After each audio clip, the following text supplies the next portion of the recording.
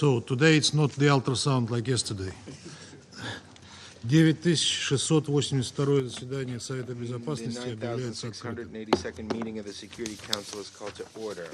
Предварительная повестка дня данного заседания гласит поддержание международного мира и безопасности. Повестка дня утверждается.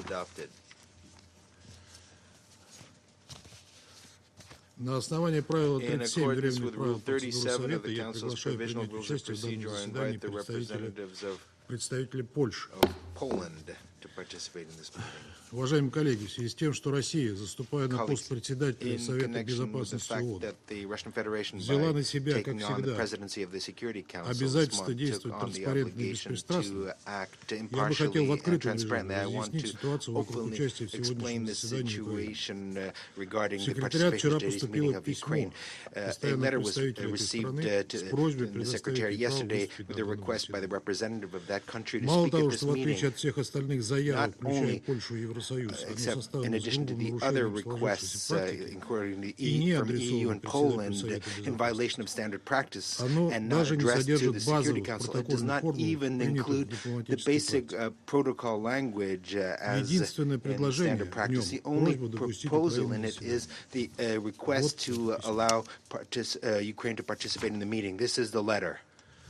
Непонятно, кому оно адресовано. А вот письма Польши и Евросоюза, где содержатся все необходимые элементы обращения к председателю Совета Безопасности, протокольной формулировки. Мы проинформировали членов Совета, поступивших от Украины запросе.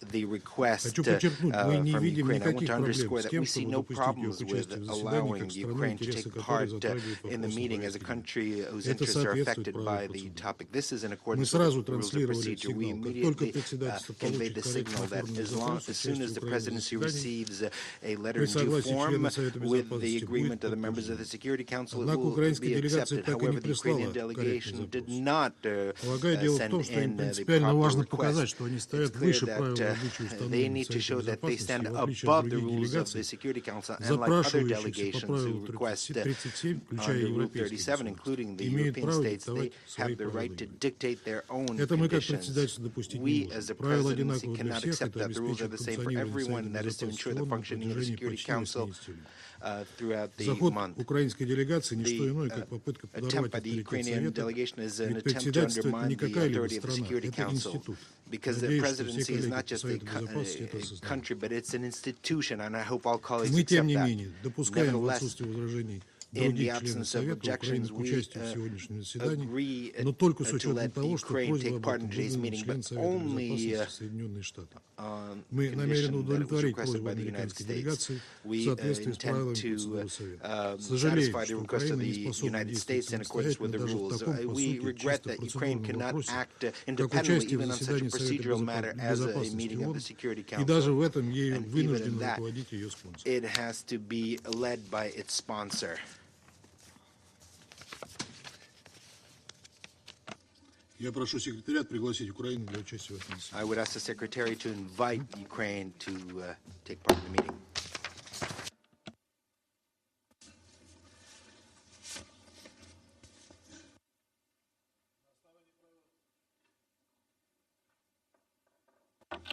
На основании правила 39 временных правил процедуры Совета я приглашаю принять участие в данном заседании следующих докладчиков. Исполняющие обязанности заместителя генерального секретаря по гуманитарным вопросам и обязанности координатора чрезвычайной помощи госпожу Джойс Суи и кардиохирурга, анестезиолога и активиста господина Владимира Жовна. Решение принимается.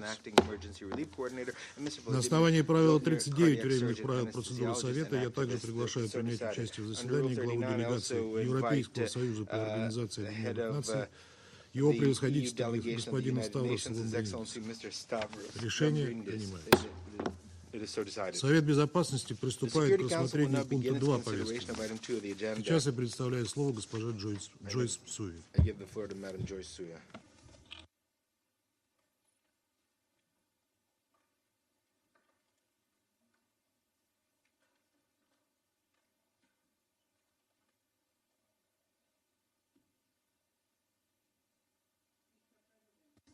Since I briefed the Council last month, there has been no respite for civilians in Ukraine amid continuing waves of attacks across the entire country.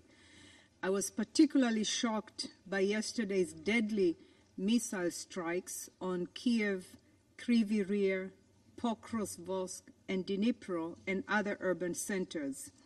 These attacks struck key energy infrastructure as well as two of the country's main specialist hospitals for children and women. In Kiev, the intensive care, surgical, and oncology wards of Ukraine's largest children's hospital, Okhmadit, were severely damaged. Its toxicology department, where children receive dialysis, was completely destroyed. First responders attending the scene immediately after the attack found children receiving treatment for cancer in hospital beds, set up in parks and on the street, where medical workers had quickly established triage areas among the chaos, dust, and debris. Reportedly, 27 civilians, including 4 children, were killed and 117, including 7 children, were injured.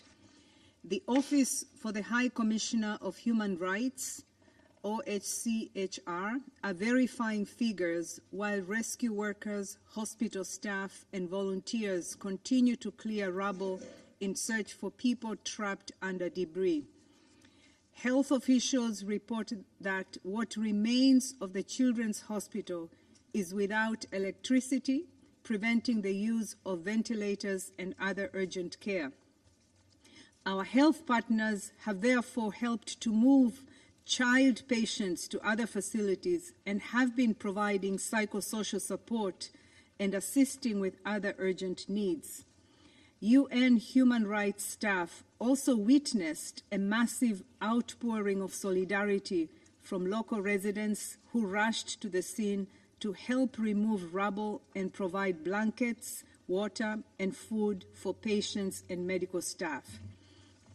I also regret that in Kiev, at least 7 civilians were killed at the Isida Medical Center, one of Ukraine's largest women's health and family planning centers, when debris from an intercepted missile hit the facility.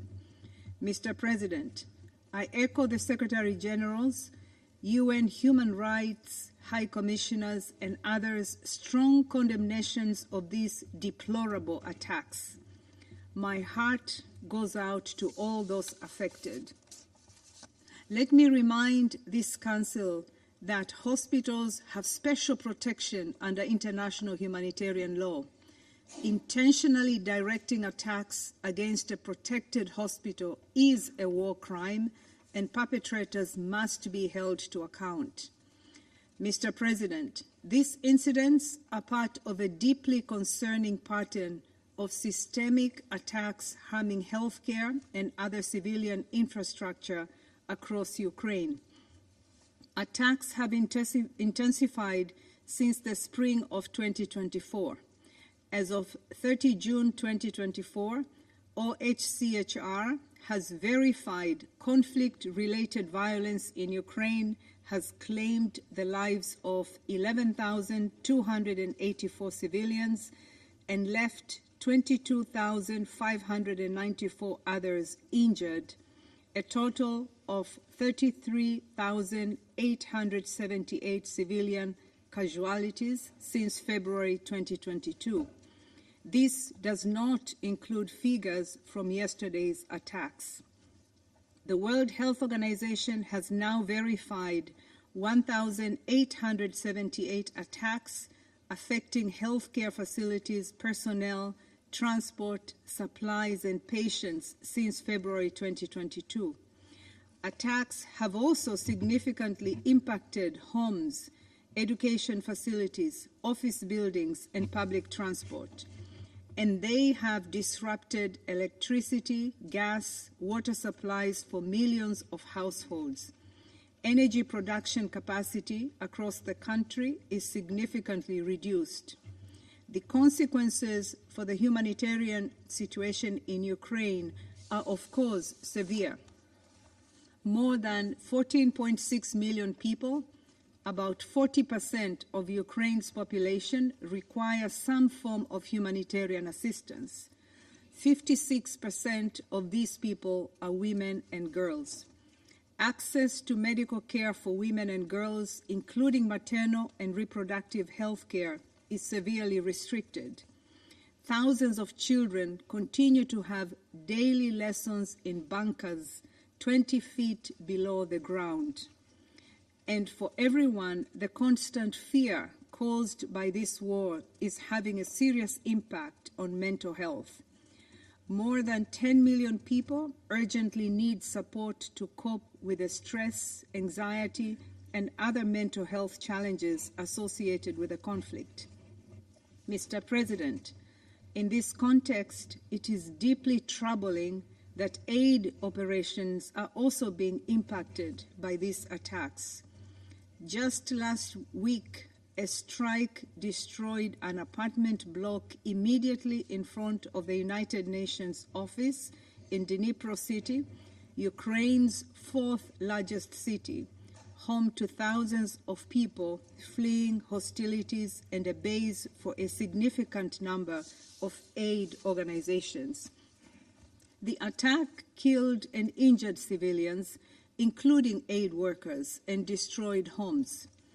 A second attack in Dnipro on the same day also damaged hospitals, schools, and a collective site hosting more than 120 displaced people. It bears repeating, throughout all military operations, constant care must be taken to spare civilians and civilian objects from harm. Mr. President, as we have mentioned in previous Council briefings, humanitarian operations in some areas also lack access to people in need. We remain deeply concerned about the 1.5 million people who are unable to reach in parts of Donetsk, Kherson, Luhansk, and Zaporizhzhia regions occupied by the Russian Federation. Like all others living close to the front line in Ukraine, they undoubtedly require urgent access to health care and medicine, food, and clean drinking water. In accordance with international humanitarian law, it is imperative that impartial humanitarian relief can be facilitated for all civilians in need. Mr. President, despite the challenges in the first 4 months of 2024, the UN and its partners, many of them local organizations, still managed to provide life-saving assistance to 4.4 million people across Ukraine. We are grateful to the donors who have so far provided the $887 million in funding that has allowed us to do so. But the reality is that 6 months into the year, this only amounts to 28% of the $3.1 billion required. To sustain operations in an increasingly complex and dangerous environment, we urgently need donors to accelerate funding for the humanitarian response. All the more so as another winter approaches amid no sign of an easing of hostilities or their impact on civilians and civilian infrastructure. To facilitate early procurement and pre-positioning of winter supplies, the UN and its humanitarian partners are launching the Winter Preparedness Plan for 2024-2025, supported by an allocation of $55 million from the Ukraine Humanitarian Fund. But alone, this will not be enough to get Ukrainians through another winter of war. More is urgently needed. Mr. President, members of the Security Council, for more than 2 years now, people across all of Ukraine have shown remarkable fortitude and resilience in unbelievably challenging circumstances.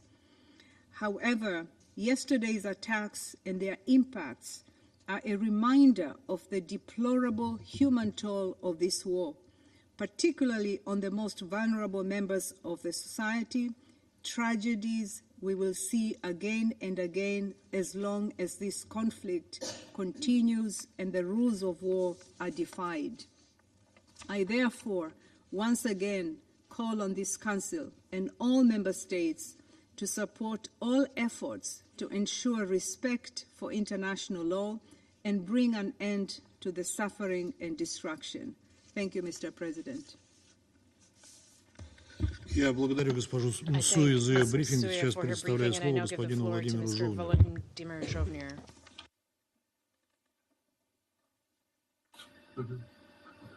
Dear members of Security Council, thank you for opportunity to speak today. I am Vladimir Zhovnir, a doctor and director of Ahmadit since January 2021. Ahmadit means mother and child care, and it is largest Ukrainian medical center. The hospital treats children with cancer, with blood disease from all over our country. Each year, around 80,000 children receive treatment, around 20,000 receive emergency care, and we perform about 13,000 surgeries. The hospital also offers treatment patients from other countries. Yesterday, at 9:52 a.m., an air raid siren sounded. The hospital staff began evacuate patients to the bomb shelters. This is challenging with children in intensive care. For our past 2.5 years, the Russian war against Ukraine, our staff have done everything that possible during each attack to save lives and minimize deaths. At that time yesterday, more than 600 patients and around same number of hospital workers were in hospital. Children were on drips, on dialysis, on intensive care. On top of that, at time attack, the 3 heart surgeries were in progress. In operation room, pausing them would be dangerous for life. At 10:42 a.m., we felt a powerful explosion. The ground shook and the wall trembled. Both children and adults screamed and cried from fear, and the wounded from pain. It was a real hell. We went into a yard and we saw that a Russian missile had struck the intensive care and therapy department for chronic intoxication. The part of building was completely destroyed. The floor collapsed, and we could hear people crying out from help from beneath the rubble. As a result of attack, over the 300 people were injured, including 8 children. 2 adults died. One from them was our young doctor. The primary goal of evacuate patients who rely the life support system. We evacuate more than 600 patients, more than 100 transferred to other hospital. Evacuation continue. Our medical staff have also been taken to the hospital to provide medical care to these children. Hospital toxicology building and traumatology department have been completely destroyed. A part of country's only oncology laboratory was destroyed. In total, 24 departments are damaged, including 10 surgical departments, 5 oncology departments, 3 intensive care units, 2 operation blocks, 2 somatic departments, the radiology department, prenatal care department, and the radiation therapy department. We had suspend medical service, the Department of Toxicology and Emergency Care. Operations and trauma unit are halted. We continue evacuating and full damage caused by direct Russian attack on the Children's Hospital. The strike will have long-lasting effect. Patients will face shortage of medical care, and our specialization service with high-tech equipment won't be restored soon. We will have serious long-term impact on Ukrainian children needing medical care. The psychological trauma of children from this attack will severe. It will last a long time, a cold effect for them for all their whole life. To conclude, striking of Children's Hospital, where children and treated for cancer and other heavy disease is not just a war criminal. It's far beyond the limit of humanity. Our doctors and our employees have been saving children's life to the last, even under missiles and fire. We will not surrender. Thank you, all of you, for your attention. Я благодарю господина Владимира Жовнина за его сообщение. Сейчас предоставляю слово членам Совета, желающим выступить с заявлениями. Я предоставляю слово Франции. Monsieur le Président, je remercie Mme Souya et M. Zhovnir pour leurs interventions. Le lundi 8 juillet, la Russie a procédé à des frappes massives contre de nombreuses cibles civiles en Ukraine. Ces missiles ont touché l'hôpital pour enfants Okhmaïdit, où les enfants sont traités pour des pathologies lourdes, y compris des cancers. Une autre frappe, quelques heures après, a touché un centre médical à Kiev. Selon un bilan encore provisoire, ces attaques ont tué au moins 37 personnes. Une fois de plus, la Russie a délibérément ciblé des quartiers résidentiels et des infrastructures de santé.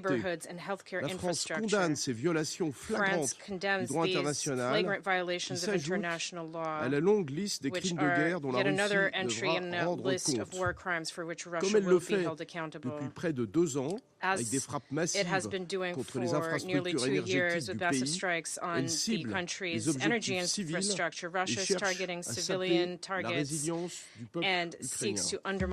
La France réaffirme son soutien aux travaux menés par les Nations Unies et d'autres organisations justifiés cette année encore l'inscription de la Russie sur la liste d'infamie du rapport annuel sur les enfants dans les conflits armés. Ces faits viennent confirmer une nouvelle fois que notre soutien à l'Ukraine doit se poursuivre et s'amplifier. Comme l'a rappelé le Conseil européen du 27 juin dernier, la Russie ne peut ni ne doit gagner cette guerre. La France continuera donc à fournir à l'Ukraine le soutien nécessaire à sa légitime défense aussi longtemps qu'il le faudra. Elle poursuivra son aide humanitaire à l'Ukraine. Elle a mobilisé 300 millions d'euros en 2022 et 2023. En 2024, la France fournira plus de 100 millions d'euros dans les secteurs de la santé, de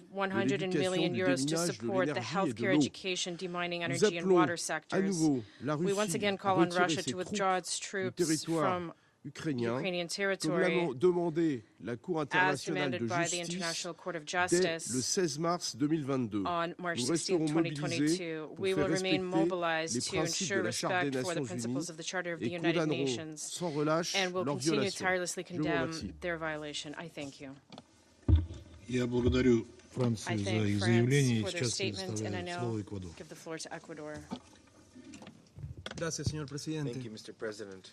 Quiero agradecer a la señora Joyce Madam Msuya, Joyce secretaria Msuya, general adjunta en funciones, por su exposición Deputy Secretary informativa. General, Escuché con Acting atención Secretary al General, for señor her Shovny. briefing. I also listened to Mr. Reconozco la Zhovnir's presencia en esta Cámara de los statement representantes attentively. de I Ucrania, acknowledge the presence Polonia in this y de la chamber Unión the Europea. representatives of Ukraine, El Poland, and Ecuador the observa European con Union. profunda preocupación la reciente Ecuador intensificación de notes las with hostilidades deep en concern Ucrania, the recent que ha causado intensification of numerosas muertes y hostilities in heridos, Ukraine that has caused afectando además numerous edificios deaths and wounded residenciales persons, y affecting comerciales en varias ciudades. residential buildings Es and commercial buildings in different intolerable cities. What is la destrucción del particularly hospital intolerable is the infantil destruction of en the Kiev, Children's Hospital tal como hemos Okhmandyet escuchado, in ha Kiev, dejado un which, as saldo we de have víctimas listened, civiles has left a inocentes, toll of incluidos niños innocent y civilian mujeres. victims, including Las children unidades and women. sanitarias, como Healthcare hospitales y otras facilities infraestructuras such as creadas con hospitals fines and de other atención médicas infrastructures created deben for ser the purpose of respetadas medical y care should be protegidas respected and en protected todas las in all circunstancias y por circumstances todas las and by partes en all conflicto. parties to the conflict. Esperamos que este hecho sea We debidamente hope investigado that this para que no quede en la impunidad. event is duly Las investigated impactantes so that imágenes does not remain que unpunished. detallan The el devastating sufrimiento images that causado por detail the estos suffering ataques, caused by these así como attacks, aquellas de as hace well as pocas those semanas, of just a few que weeks muestran ago el pánico de that los show the civiles que panic among disfrutaban civilians that were pacíficamente en una peacefully playa en enjoying Crimea the beach ocupada, in occupied Crimea, evidencian la are tragedia evidence humana que of se the human desarrolla ante tragedy nuestros ojos unfolding before a our causa de este eyes conflicto. as a result of this conflict. El Ecuador Ecuador reitera su llamado a reiterates todas las its partes a respetar appeal el to derecho all internacional parties to humanitario, respect international humanitarian observando law, especialmente and los principios de particularly observing the distinción, principles of distinction, proporcionalidad y proportionality, and precaution, pues es imperativo because it is proteger la vida essential de to los spare civiles the lives y of resguardar civilians las and infraestructuras protect civiles. civilian infrastructures. Quisiera recordar I would like to que el secretario recall that general, the Secretary General, haciendo eco echoing del que considera un what he llamado considers generalizado a a la comunidad generalized internacional, appeal of the international ha community, instado de manera has sistemática a las systematically partes pleaded with a the que se parties abstengan de to utilizar refrain armas from explosivas using en zonas explosive pobladas, weapons in ya que su populated utilización areas because puede causar their daños use could directos, cause direct, indiscriminados y de largo plazo. indiscriminate, and Por esto, long-term los damage. combates deben alejarse For this totalmente de reason, las zonas combat urbanas. should take place far away from Señor urban Presidente, areas. Mr. President, Este conflicto constituye una this tragedia para los conflict pueblos de is a Rusia y tragedy Ucrania. for the peoples of y por Russia lo and tanto, Ukraine, and debe therefore terminar. it must end. Resulta desalentador It is que, discouraging a that, pesar de los in esfuerzos e spite of the iniciativas por buscar la efforts and paz, initiatives to las seek hostilidades se peace, intensifiquen hostilities are y sean los intensifying, civiles and it's civilians who are continúen pagando el continuing precio to más pay alto. the highest price. Debemos pasar de la We lógica de must dominación move from a y logic de la of fuerza domination a la and lógica force de la to a logic diplomacia of y la diplomacy solución and a pacífica de las peaceful controversias. solution of conflicts. El Ecuador Ecuador cree firmemente en una firmly solución believes pacífica al in conflicto, a peaceful a solution través of de the la conflict negociación through y la vía negotiation diplomática, and diplomacy, fundamentada en el based respeto a la on soberanía e respect for the integridad territorial de sovereignty and Ucrania territorial y integrity of enmarcada en el Ukraine, derecho and internacional based on y la Carta de las international law Naciones and the Unidas. UN Charter. Me uno al llamado I would para que la Federación Rusa echo the retire sus tropas appeal del to the territorio Russian ocupado, Federation to withdraw así its como al troops clamor from de la occupied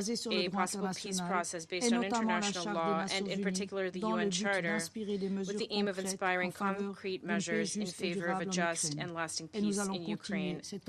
And we will continue delivering on that commitment. I thank you. Я благодарю Швейцарию I thank за их заявление. Switzerland for Сейчас their предоставляю statement, and I слово now give the Словении. floor to Slovenia.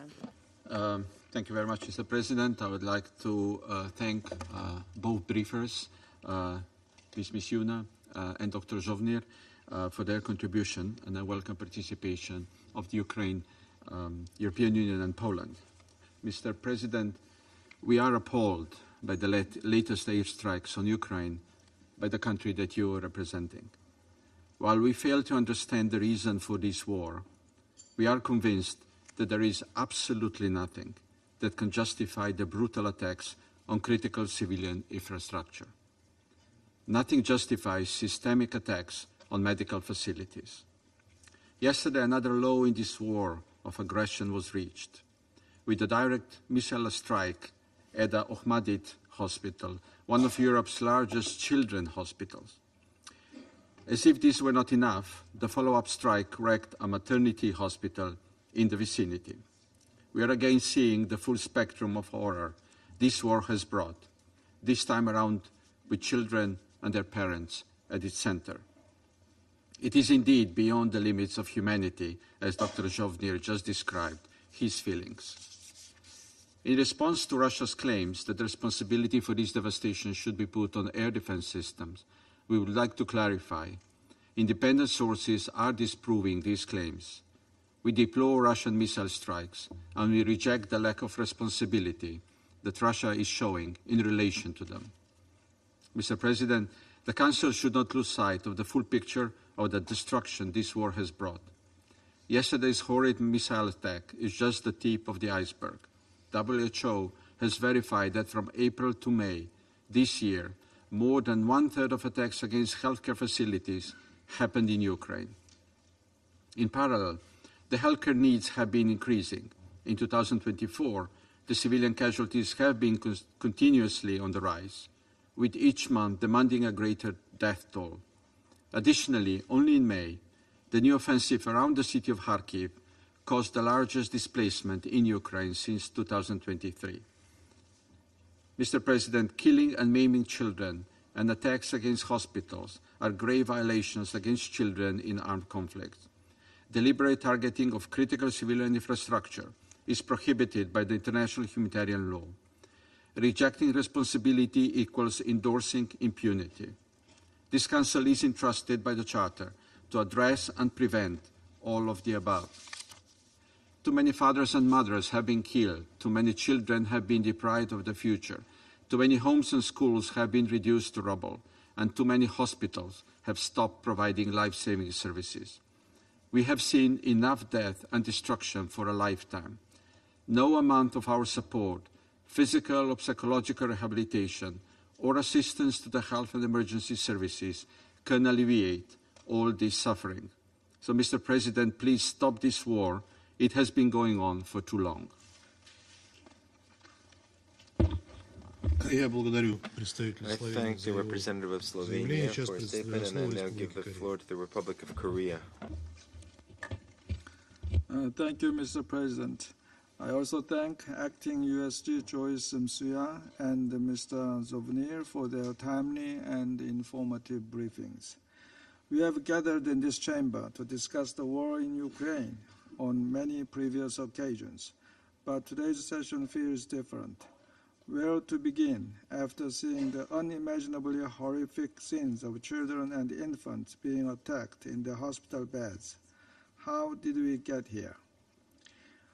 While we are well aware that civilian casualties are a tragic but inevitable consequence of war, we would still like to believe that there are certain lines people will not cross.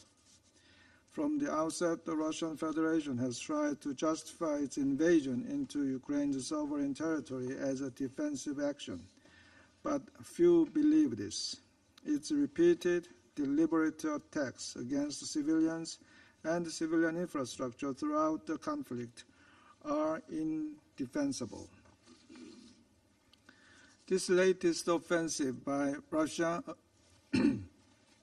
against the civilian targets across Ukraine was especially brazen, causing scores of casualties and serious damage to civilian infrastructure, most notably the missile strike against the Ahmadi Children's Hospital in Kyiv, where my President Yoon Suk-yeol and the First Lady visited in July 2023 to comfort the children and their families receiving treatment.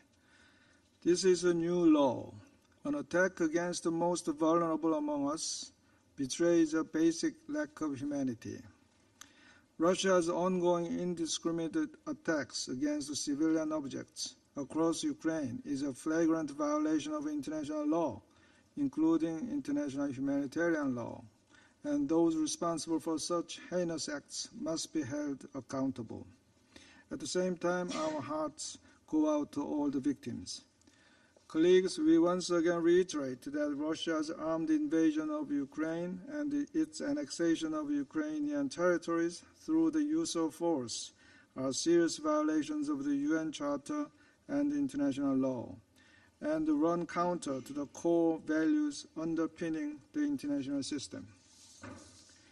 In this respect, I'd like to remind you all that only a handful of countries, such as North Korea, have recognized the unlawful annexation of Ukrainian land by Russia. The overwhelming majority of UN member states still strongly believe that those regions are an integral part of a sovereign Ukraine state.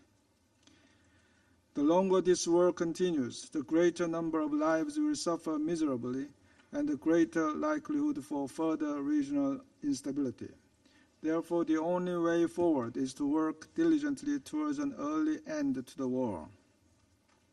In this regard, my delegation once again stresses that all the devastating events and the human suffering transpiring in Ukraine are a result of Russia's illegal invasion. This must end now without preconditions.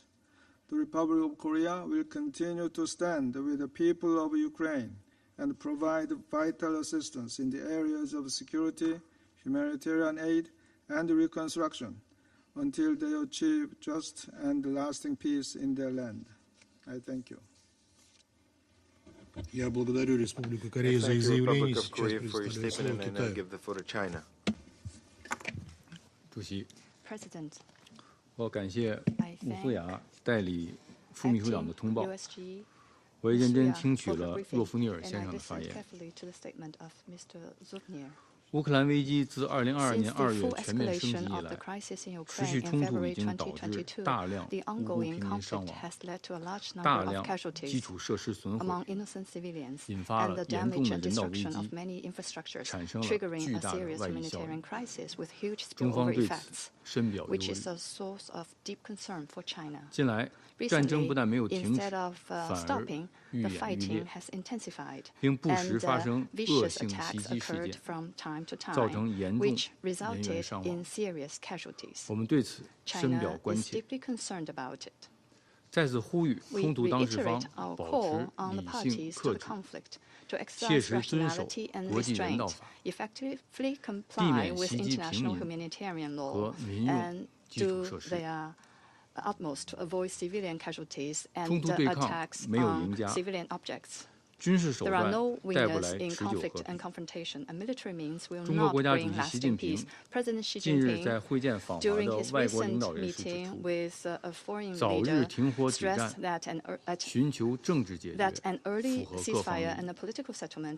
当前的重点是遵守战场不外溢、战事不升级、各方不拱火三原则，尽快推动局势降温。国际社会要为双方恢复直接对话谈判创造条件，提供助力。只有所有大国都发挥正能量，而不是负能量，这场冲突才能尽早出现停火的曙光。在乌克兰问题上，中方始终主张，各国主权、领土完整都应该得到尊重，联合国宪章宗旨和原则都应该得到遵守，各国合理安全关切都应该得到重视，一切有利于和平解决危机的努力都应该得到支持。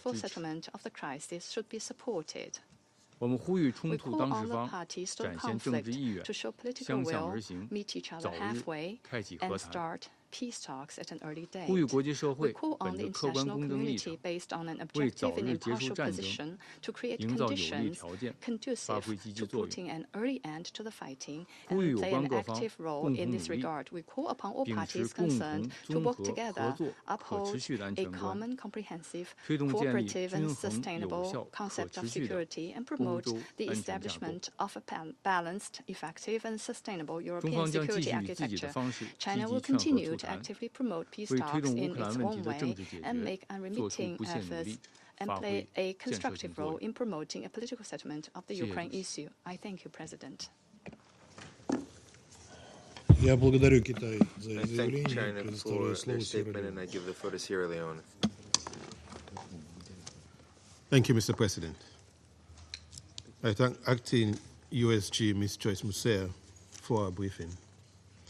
And I take note of the sobering information provided by Mr. Vladimir Zovny. I welcome the participation of the representatives of Ukraine, Poland, and the head of the delegation of the European Union. Sierra Leone notes with deep concern the recent reported missile strikes on civilians and civilian infrastructure across Ukraine.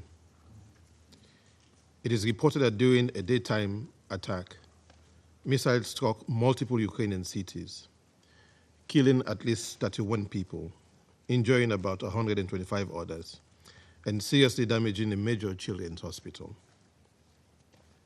Based on report, those killed in the multiple missile strikes include doctors, patients, women and children, the very best of society, and also most vulnerable in times of armed conflict. Sierra Leone expresses deepest condolences to the victims and the families of the victims affected by the missile strikes. Sierra Leone deplores attacks on civilians, civilian and protected objects, and vital infrastructure. The report of the missile strike of the Kiev main children's hospital, resulting in the loss of innocent lives and the extensive damage to a critical healthcare facility, are truly heartbreaking and distressing. We call on all the parties to the conflict to uphold their obligations under international law and take immediate steps at de-escalation. We have previously reiterated in this Council that the deliberate targeting of residential or civilian areas, civilian infrastructure, and essential services, such as hospitals, schools, water, and energy facilities, are unacceptable and prohibited under international law. It poses a significant threat to the safety and well-being of the most vulnerable and protected populations, violating the basic tenets of humanity and the principles of international humanitarian law. The devastating impact of these strikes on civilians, including women and children, is a stark reminder of the urgent need for the violence to end and a renewed commitment to protecting civilian lives and infrastructure in conflict zones. It also begs for independent investigations aimed at accountability. We call on all involved parties to exercise restraint and take all necessary measures to avoid further civilian casualties and damage to critical infrastructure. The protection of civilians must be paramount in any conflict, including the conflict in Ukraine. Ensuring that the parties to the conflict maintain the safety of civilians must be the utmost collective priority of this Security Council. Let me therefore close, Mr. President, by urging all parties to prioritize the protection of civilians and critical infrastructure, including hospitals, to ensure essential services for the well-being and stability of civilians. The involved parties must choose and prioritize peace. Peace is made not between friends, but between parties in a state of disagreement. Peace can also not be left to chance. Sierra Leone therefore reiterates its call for meaningful steps to be taken towards the immediate cessation of the hostilities and for constructive and inclusive diplomatic efforts to achieve a just and lasting resolution of the conflict. In taking this important step, we call for the full respect for the Ukraine's sovereignty, unity, and territorial integrity within its internationally recognized borders, and for the legitimate concerns of all parties to be taken into account. I thank you. Я благодарю I Сьерра-Леоне thank Sierra за их заявление и Leone for their предоставляю statement, and I слово now give the Алжиру. floor to Algeria. سيد الرئيس، أود في Mr. البداية President, أن أعرب عن شكري لوكيلة allow الأمين me at the العام outset بالنيابة to للشؤون thank الإنسانية ومنسقة الإغاثة في حالة الطوارئ Undersecretary General for السيدة Humanitarian جوس سويا Affairs and على Emergency إحاطتها. Relief كما Coordinator ad استمعنا interim, Ms. Joyce لإحاطة Msuya, السيد for her briefing. فولوديمير زوفنير.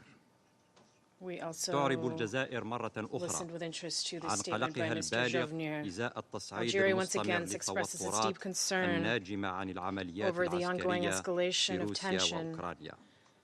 للأسف caused by military لا operations in يزال Russia and المدنيون Ukraine. هم الطرف الذي يتحمل العبء الثقيل لهذا التصعيد المستمر. كما أن الوضع الإنساني المزري هو أيضا مصدر قلق عميق يتطلب التزاما واضحا من كلا الطرفين لمعالجته. ونحن نجتمع مرة أخرى لمناقشة الوضع المقلق على الميدان. لم نرى بعد للأسف أي بوادر للتهدئة. وفي ظل هذه الخلفية نود أن نشير إلى ما يلي. أولاً، من الضروري منح الأولوية اللازمة للجهود الدبلوماسية لمعالجة الأزمة الإنسانية في أوكرانيا بطريقة شاملة. لا يمكن تحقيق ذلك دون التزام ناجح من جميع الأطراف بخفض التصعيد والامتثال لميثاق الأمم المتحدة والقانون الدولي في ذلك القانون الدولي الإنساني. ثانياً، إن منطق المواجهة لم يكن أبداً حلاً للنزاعات. يجب أن يفسح المجال لضبط النفس والحوار والمفاوضات وفقاً لمبادئ الشمولية والتسوية السلمية للنزاعات. إن استخدام الأسلحة لا يمكن إلا أن يؤدي إلى فقدان المزيد من الأرواح بما في ذلك بين المدنيين وخاصة الأطفال، ومعاناة السكان وتدمير البنى التحتية، ويزيد من إعاقة احتمال التوصل إلى حلول للنزاع. تكرر الجزائر التزامها بدعم أي جهد للسلام يهدف إلى وضع أسس لحل مستدام وسلمي لهذه الأزمة. ثالثاً، إن الاستقطاب الناجم عن هذه الأزمة يشكل مصدر قلق للجزائر، حيث أنه يساهم في زيادة التصعيد مع عواقب وخيمة على السلم والأمن الدوليين، بما في ذلك الأمن الغذائي والأمن الطاقوي. لا تزال الجزائر تؤمن أن المساعي المتعددة الأطراف مع تكثيف الجهود الدبلوماسية الدولية تمثل السبيل الأنجع للتوصل إلى نتائج ملموسة حيال هذه الأزمة. هكذا جهود ستسمح بالحفاظ على الأطر الدبلوماسية والتوصل إلى تسوية سلمية طبقاً لمقاصد ومبادئ ميثاق الأمم المتحدة والانشغالات الأمنية المشروعة لجميع الأطراف. Я благодарю Алжир за их заявление и предоставляю слово Мальте. President, I would like to thank Acting USG Msuya and Mr. Jovnir for their briefings. As has been the case for previous sessions, large-scale Russian aerial attacks continue across Ukraine, with a sustained targeting of essential infrastructures causing more death, destruction, and trauma. Yesterday, the Russian Federation launched another wave of deathly strikes across several regions in Ukraine. At least 40 long-range missiles were fired at targets across the country, killing dozens and wounding over 150. The Ahmedit Children's Hospital, Ukraine's largest children's hospital, and the main treatment center for the children in the country for children with cancer, was also hit during these attacks. 12 departments were damaged, and a section of Ukraine's only oncology and hematology laboratories were completely destroyed. Power, oxygen, and water supplies have been lost, and people were trapped under the rubble. The exact number of victims is still unknown. The Isida Maternity Hospital, located in Ukraine's capital, was also severely damaged due to the falling debris. The hospital counts with 27 sources of ionizing radiation and is a beneficiary of the IAEA's Technical Cooperation Program.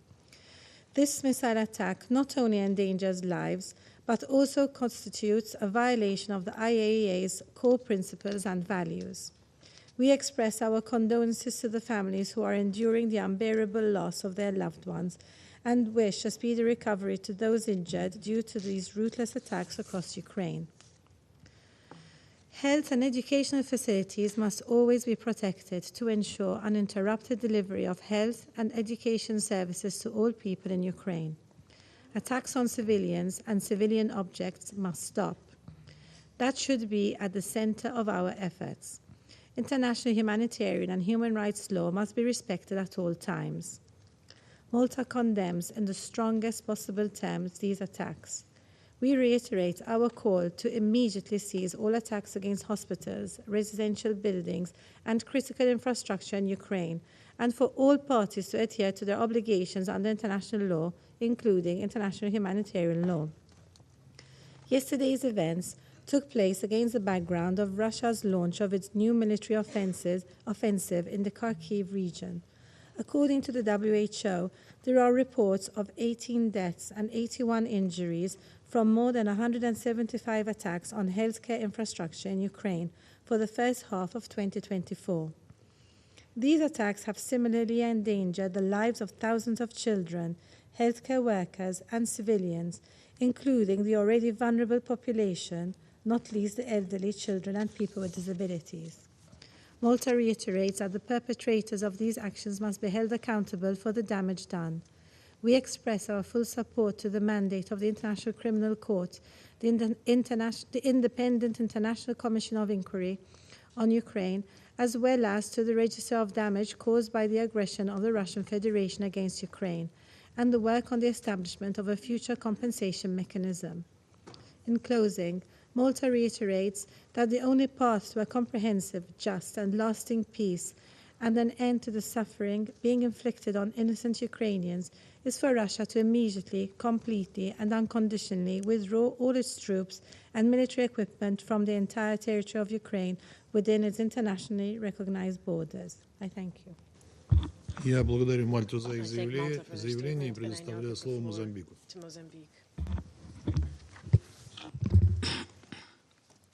Mr. President, we extend our gratitude to Acting Under-Secretary General for Humanitarian Affairs and Acting Emergency Relief Coordinator, Joyce Msuya, for our information. We took note to the briefing by Mr. Volodymyr. We recognize the presence of the representatives of Ukraine, Poland, and the delegations of the European Union in this meeting.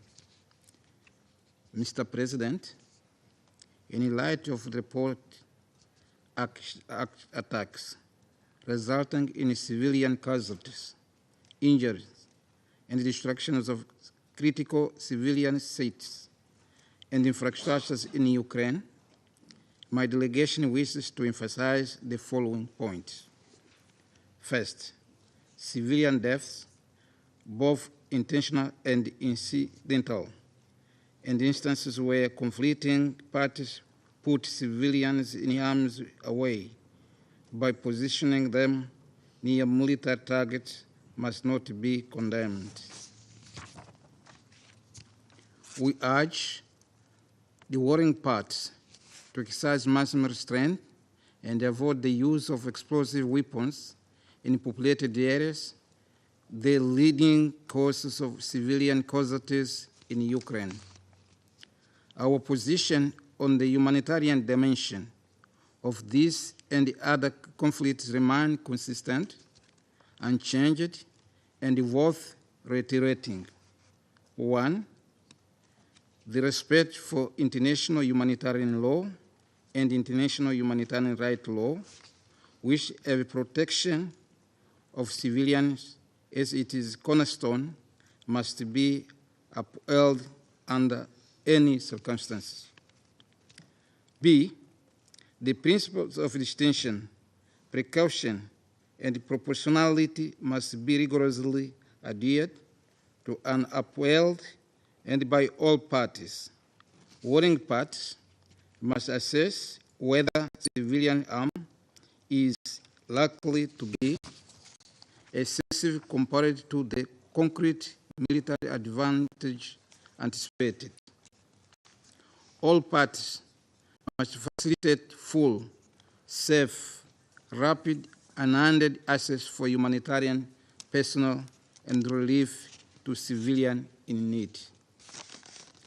Mr. President, ultimately, ending this conflict is the most crucial step to address its man-made humanitarian consequences. To achieve this, we urge the parties to immediately cease hostilities, resume direct negotiations without preconditions, and engage in a dialogue in good faith.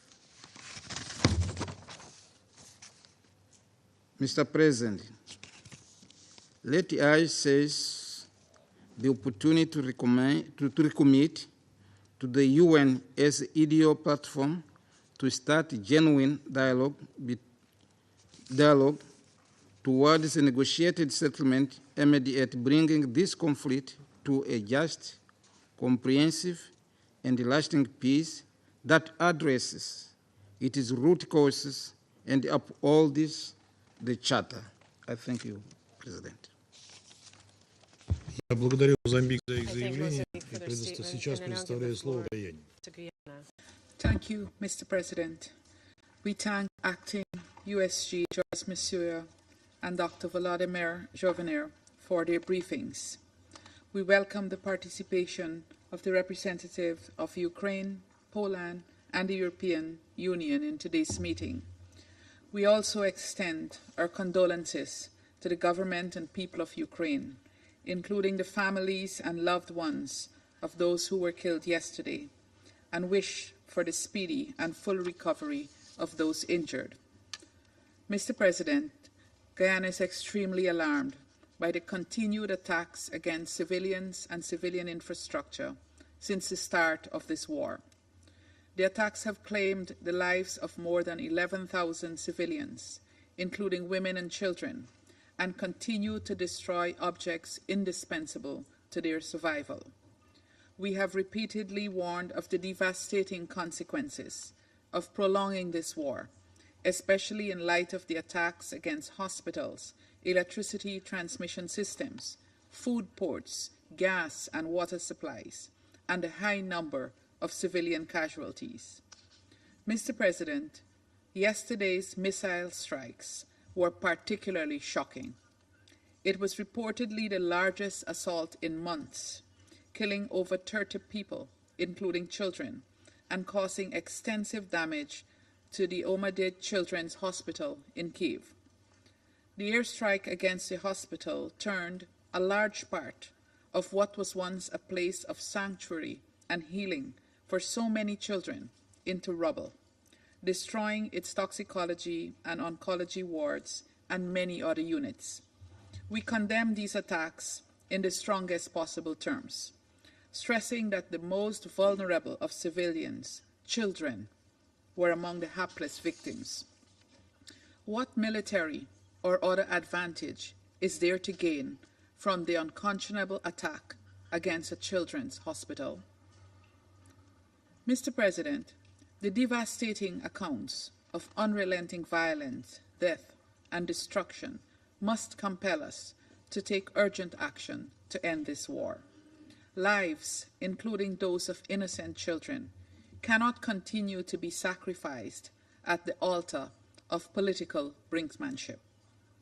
We commend the efforts of those seeking to find a peaceful resolution to the conflict and urge the parties to commit to a serious political and diplomatic process toward ending the conflict. We also urge them to engage in good faith and to bring an end to the suffering of the millions of men, women, and children who have already paid too high a price in this war. Guyana demands that the parties to the conflict take all necessary measures to protect civilians and critical infrastructure and to comply fully with their obligations under international law, including the United Nations Charter and international humanitarian and human rights law. We stress the need for accountability for the ongoing violations as a critical element on the path to peace. We further call on the Russian Federation to immediately withdraw its military forces from the internationally recognized territory of Ukraine.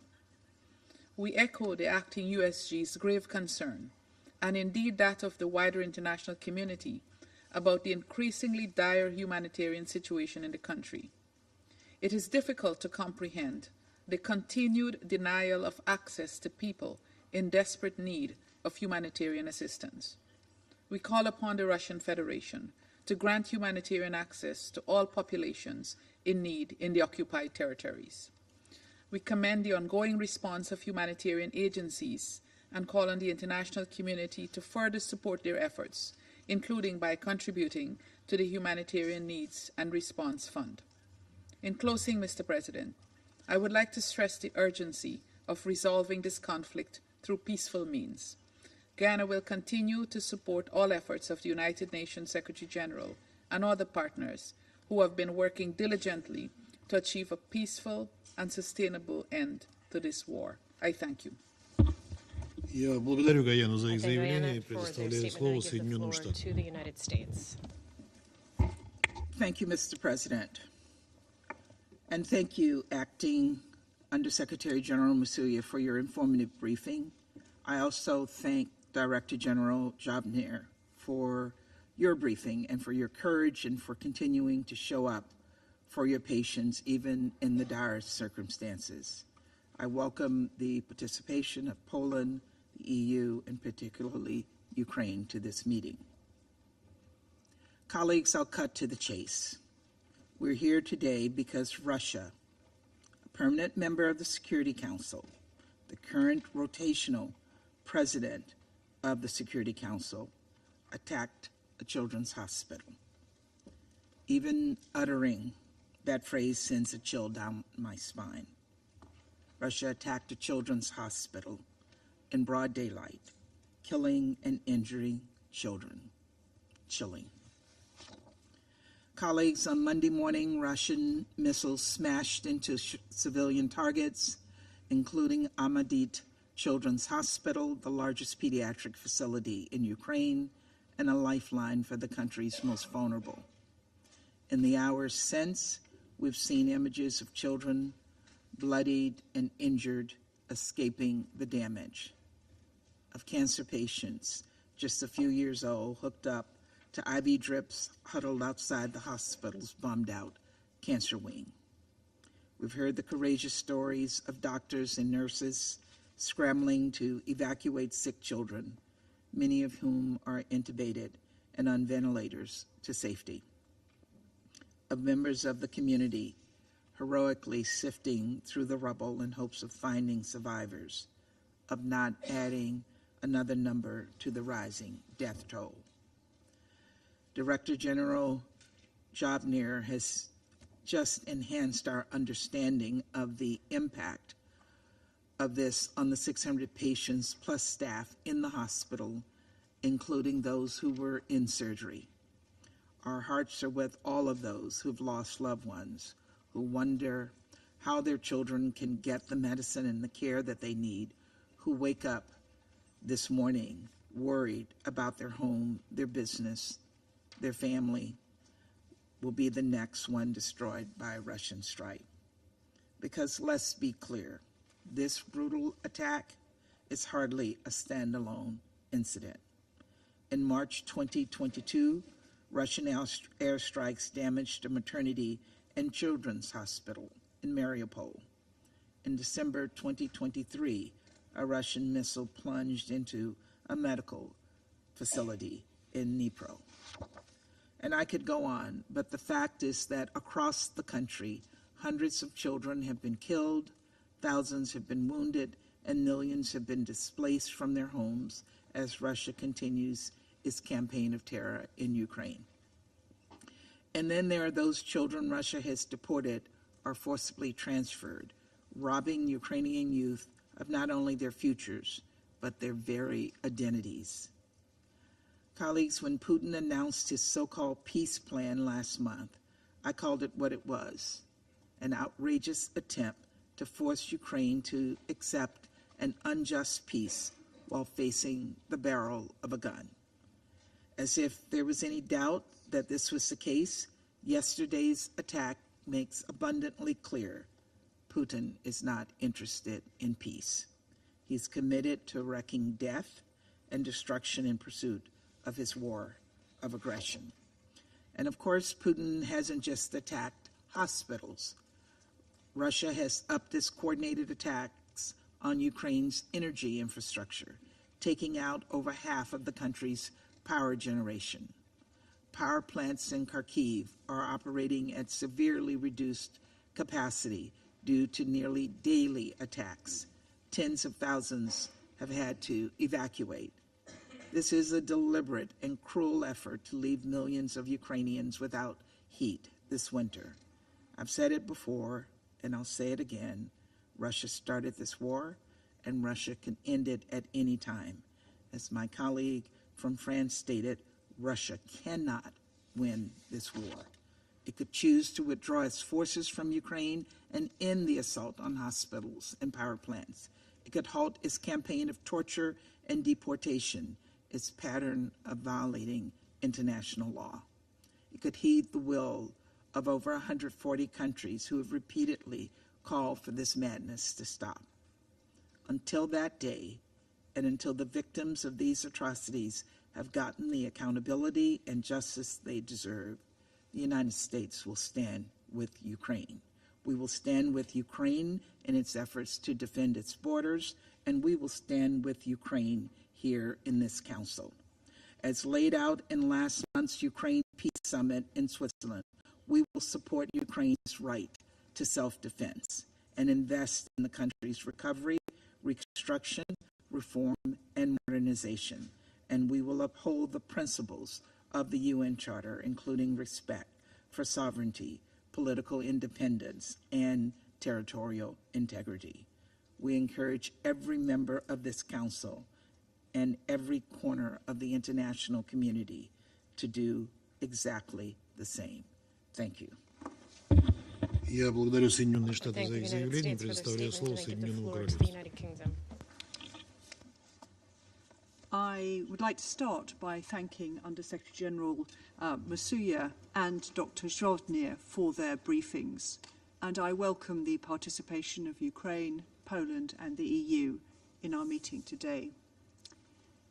I offer the UK government's deepest condolences to Dr. Zhovnir and the victims of Russia's latest appalling airstrikes across Ukraine, and to their families and their loved ones. Since the 23rd of February 2022, in repeated attacks on Ukraine, Russia has killed Ukrainian children. Russia has maimed and injured Ukrainian children. Russia has abducted Ukrainian children.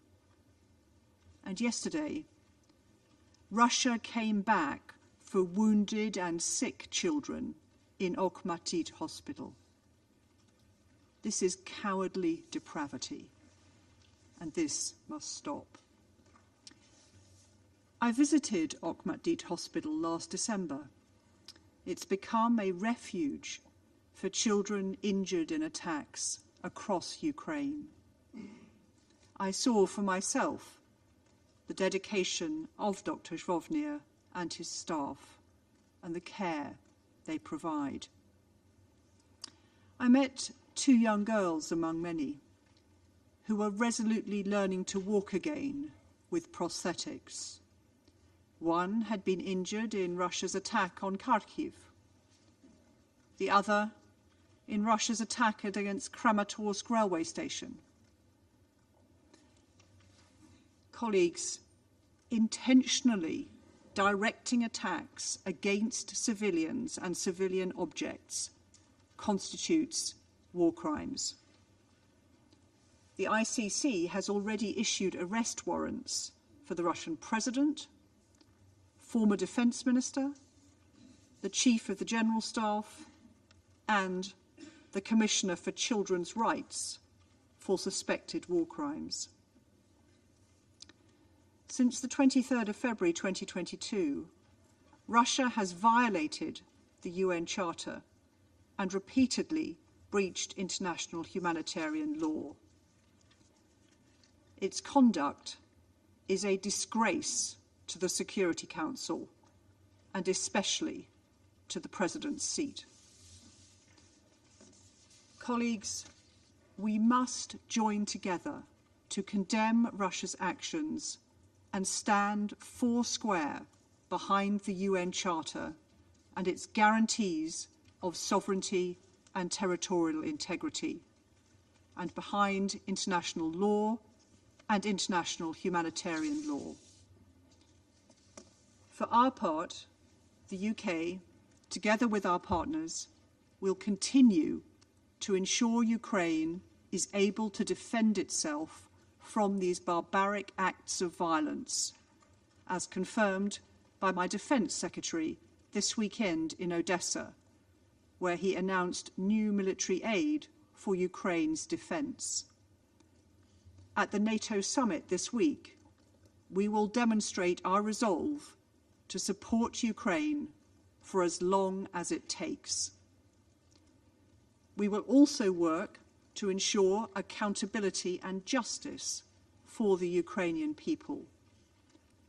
And we will support Ukraine to secure a just and lasting peace in line with the UN Charter. I want to commend the exceptional resilience of the Ukrainian people, and in particular to pay tribute to the Ukrainian emergency services, especially over the last 48 hours. I also express my admiration for the doctors and other hospital workers at Okhmatdit and for their patients. In conclusion, I call on Russia again to end its aggression against Ukraine and immediately, completely, and unconditionally withdraw all its forces from Ukraine's internationally recognized borders and stop killing Ukrainian children. Thank you. Я благодарю Соединенное Королевство за их заявление и предоставляю слово Японии. And I now give the floor to Japan. Thank you, Mr. President. I thank Ms. Masuya and Mr. Zovna for their detailed briefings. Today, we have come together once again to confront the grim reality caused by the escalating attacks by Russia across Ukraine. According to the reports, a barrage of Russian missiles across Ukraine caused serious damage and many casualties, including at a pediatric hospital in Kyiv, where many young, innocent children are hospitalized. Japan condemns Russia's attacks against civilians and civilian infrastructure across Ukraine in the strongest terms. We express our deepest condolences to those who lost their loved ones and hope for the speedy recovery of the injured. In particular, we sincerely wish that the children who should be receiving treatment will get prompt and appropriate care. We are deeply frustrated that we must be once again updated on the numerous and increasing civilian casualties resulting from the clear violation of the UN Charter by a permanent member of the Security Council. Russia's unprovoked war of aggression against Ukraine has led to the death and injuries of countless innocents, continuing to worsen the humanitarian crisis on the ground. Since the beginning of Russia's aggression, so many children who should be the future of Ukraine and the future of the world have been mercilessly killed and maimed. According to the annual report on children and armed conflict in 2023 alone, the UN verified the killing of 80 children and maiming of over 330 children. It is also recorded that over 200 schools and 90 hospitals were attacked. It is unfathomable that these figures do not represent the whole scale of impact on children. We must never forget child abductions by Russia as well. They should be returned home and be united with their loved ones immediately. My delegation is absolutely enraged by Russia's continuous disregard for international law, including international humanitarian law. Attacks targeted against civilians and civilian objects are clearly prohibited by IHL. The international community will not tolerate impunity for those responsible and perpetrators of violations of IHL, and all other heinous acts must be identified and held accountable. Once again, we reiterate our clear position to urge Russia to cease its aggression and immediately and unconditionally withdraw from the internationally recognized territory of Ukraine. Japan continues to stand with the people of Ukraine. I thank you. Я благодарю Японию за их заявление. Сейчас я сделаю заявление в качестве представителя Российской Федерации. Я бы хотел начать с выражения благодарности Франции и Эквадору за службу. Как очевидно из выступлений западных коллег, к слову, весьма лаконично. Тема якобы российского удара по детской больнице, для обсуждения которой они нас сегодня собрали, явно для них неблагодарна. Да и наверняка они видели многочисленные разборы произошедшего по фото и видео, из которых четко следует, что это была ракета украинской ПВО. Отсюда и чудеса словесной эквилибристики, которые сегодня демонстрируют западные члены Совета Безопасности, любыми словами, любыми способами пытаясь выиграть киевский режим.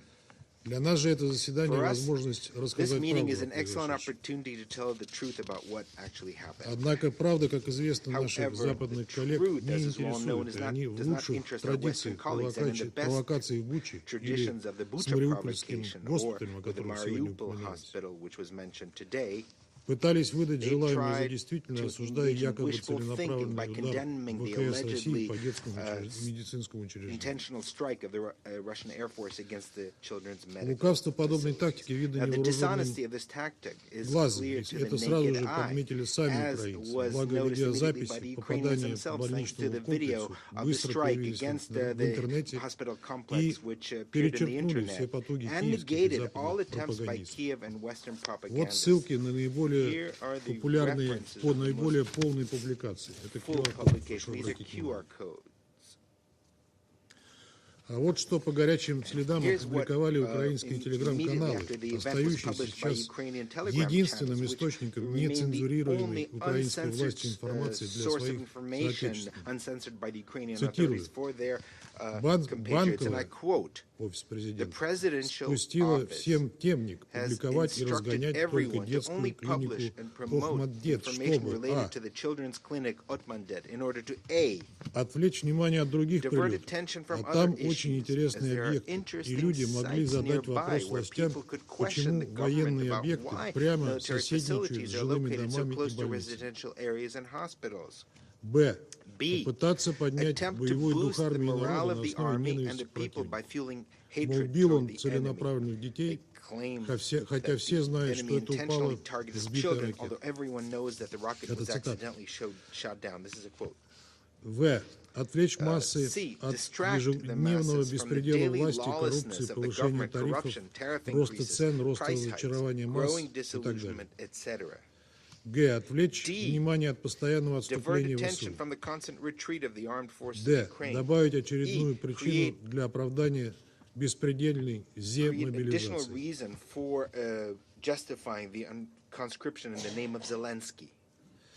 хайпануть медийно в западной прессе перед create a саммитом media НАТО. hype in the Western press before the Конец NATO цитаты. summit. End of quote. И вот еще цитата. Here's another По удару quote. в больницу Охматдет все ясно. Это Regarding the ракета strike ПВО against the ВСУ Охматдет, НАСА сбилась с пути и влетела в здание возле детского корпуса. Children, it's quite clear it was Западные средства air ПВО defense также of, часто ошибаются. NASAMs that went Скорее off всего, в course воздухе and она hit потеряла the цель и children's захватила corpus. тепловой сигнал Western от больницы air перед defense этой целью. also often miss their targets. Так же And было, most когда often ПВО ВСУ ударило по Польше и this трактору бив happened поляк. when the От air ракеты defense of the Ukraine X-101 hit было бы Poland, намного hit a больше урона в tractor. здании, в которое оно If попало. the X-101 Мы missile постоянно hit the пишем. building, the damage would have been much worse. We Мы are постоянно constantly пишем, что right ракеты ПВО that ВСУ часто Ukrainian air сбиваются с defense пути. missiles Таких трагедий often go было off множество target. There до was этого, many such и банковая, tragedies то есть before. офис And президента, the постоянно presidential врала office людям, was что constantly это lying русские to бьют people that специально в these жилые were дома. Russians who intentionally struck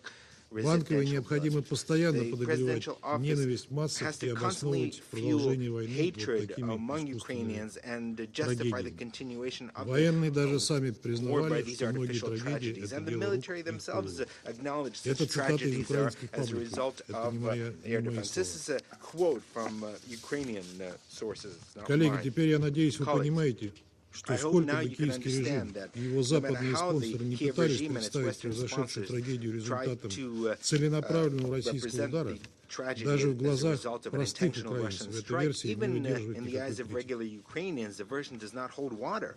В этих условиях крайне These сожалею, что в conditions, грязную пропагандистскую we кампанию Киева и его really сообщества regret that the оказался council втянут в has Совет been drawn Безопасности. into this dirty propaganda campaign of Kiev and Хотели бы задать betters. господину Жовнеру вопрос, как он, выйдя на улицу, понял, что больница подверглась именно российскому удару.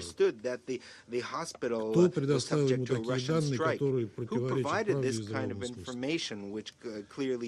Понимает ли он, что если бы это была российская ракета, от здания бы ничего не осталось? И дети, и большинство взрослых погибли бы, они были бы ранены.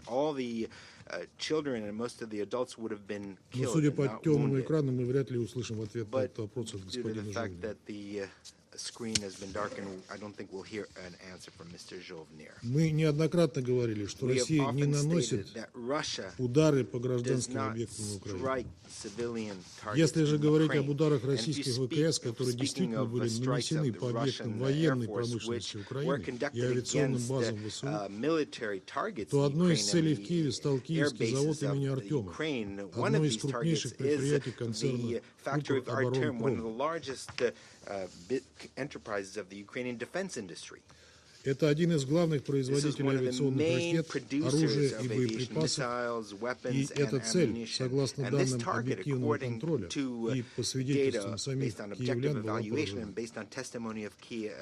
Поскольку завод находится примерно в 2 километрах от пострадавшей детской больницы Охматдет, есть все основания полагать, что поразившая его ракета украинской ПВО была предназначена именно для перехвата той российской ракеты, которая попала по заводу.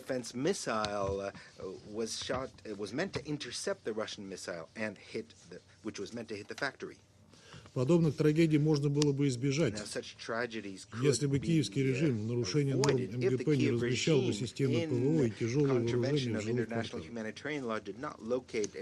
Однако на этот момент его западные спонсоры предпочитают закрывать глаза. Не можем также не сказать и о том, что сами украинцы в соцсетях подметили примечательную тенденцию. Трагедия с попаданием ракеты ПВО в детский госпиталь произошла ровно накануне саммита НАТО. Причем это уже 3-й саммит НАТО с начала СВО, и схожие ситуации возникали перед каждым из них.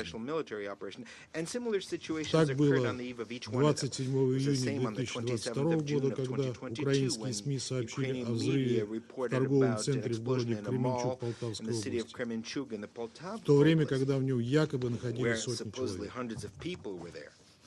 В действительности пожар в торговом центре, который не функционировал, произошел в результате детонации хранившихся в соседнем здании, поступивших от США и европейских стран боеприпасов. Так было и когда в ночь на 6 июля 2023 года российские ВКС нанесли удар по пунктам временной дислокации ВСУ и иностранных наемников во Львове.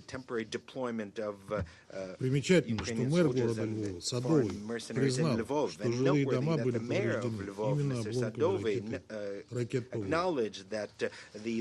Во всех случаях эти ситуации максимально обыгрывались главарем киевской клики для того, чтобы выключить новое оружие для Украины. Любопытно, и весьма показательно, что ее подмечают сами украинские информресурсы. Кстати говоря, напрашивается еще один вопрос. И это к словам поспредословения о подтвержденных данных удара российской ракетой по госпиталю Ахмадет.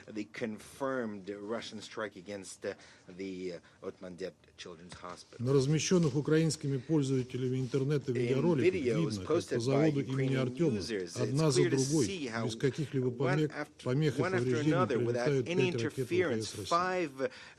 ВКС. Точно так же видно, что без каких-либо повреждений и помех в район детской больницы прилетает одинокая ракета ПВО Украины.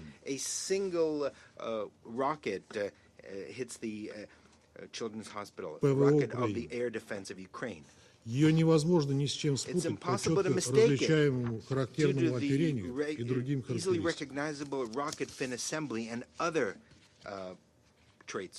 Как так получается, что украинское ПВО пропускает все 5 ударов по заводу, но четко бьет по детской больнице? Ведь может представитель киевского режима ответить на этот вопрос.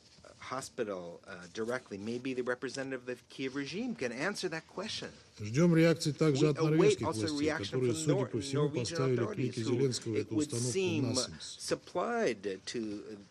Санкционировали ли они, чтобы она использовалась для удара по детской больнице, а также чтобы в нарушении норм МГП размещалась в жилых кварталах?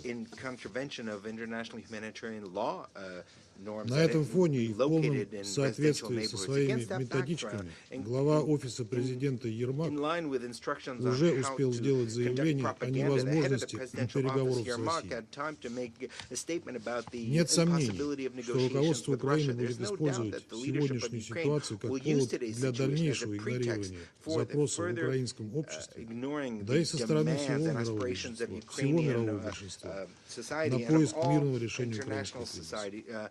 Оно и понятно, ведь при таком сценарии исчезнет необходимость продления военного положения, а это повлечет необходимость проведения выборов. Этого утратившая легитимность киевской клика боится больше всего, сознавая крайне негативное отношение населения. Поэтому предпочитает приносить жертву десятки, если не сотни тысяч своих сограждан, отправляемых в бессмысленную мясорубку. Мы же со своей стороны неоднократно выступали за начало переговоров и прекращение боевых действий. Но это должно быть именно прекращение, а не их приостановка, чтобы дать Киеву возможность залезать раны и вооружиться. Кроме того, должны быть устранены первопричины украинского кризиса. Без этого устойчивого и долгосрочного мира не будет. Наши условия для завершения конфликта подробно изложил президент Путин 14 июня на встрече с руководством внешнеполитического ведомства. Ценим инициативы всех государств, которые нацелены на истинное прекращение огня и учет наших законов о завершении, а не направлены на продвижение пропагандистских пустышек типа псевдомирной конференции в Швейцарии. А пока Киев и его спонсоры остаются глухими призывом воспользоваться дипломатией, мы будем вынуждены продолжать добиваться принуждения Украины к миру и устранения первопричин нынешней кризисной ситуации военным путем. Я вновь приступаю к обязанностям председателя Совета и сейчас предоставляю слово Украине.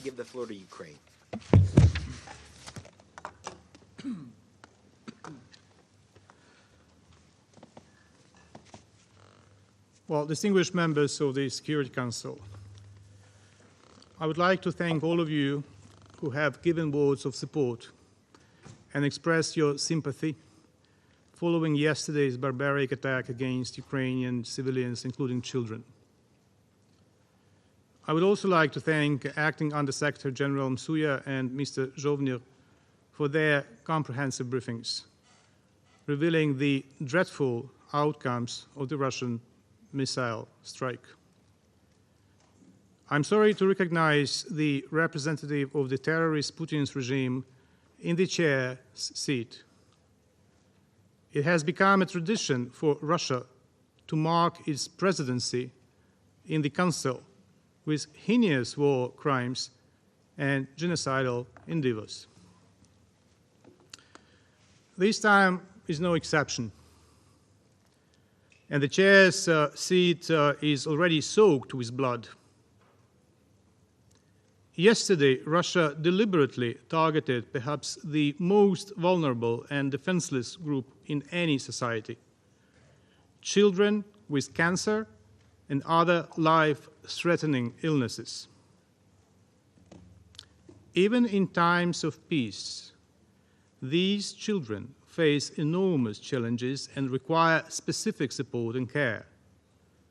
It has always been recognized as one of the most touching manifestations of humanity and empathy to donate and help such children, to ensure they get medical treatment, and to create joyful moments to alleviate their sufferings.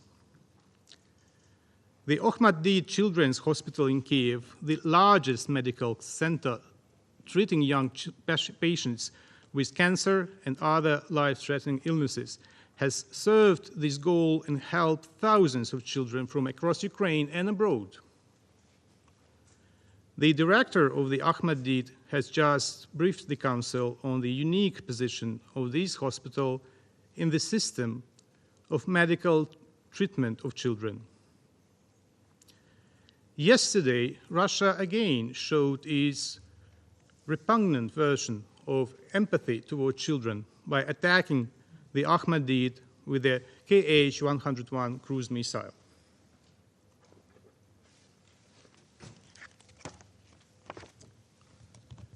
That is slide 1.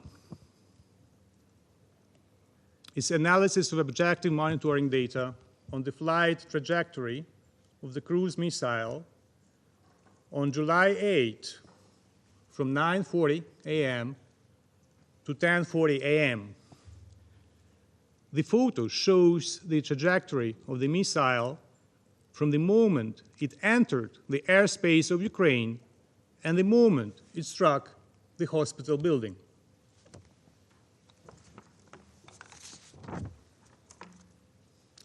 The video footage clearly testifies that the Ahmad-Did hospital was a deliberate target. The footage captured the moment the Kh-101 missile dived towards the hospital building. Later, the Security Service of Ukraine made public the pictures of the remnants of this missile found on the spot. Slide 2. During the inspection of the scene, the investigators of the Security Service of Ukraine and the National Police found and examined fragments and parts of the air missile that struck the hospital. According to the preliminary assessment of military specialists, the specified objects belong to the parts and components of the Kh-101 strategic air-to-ground cruise missile, which is in service with the Russian army and is used by Russian long-range aviation units. The photo on the right below shows the identified fragment of the casing of the Kh-101 cruise missile with part of the serial number displayed.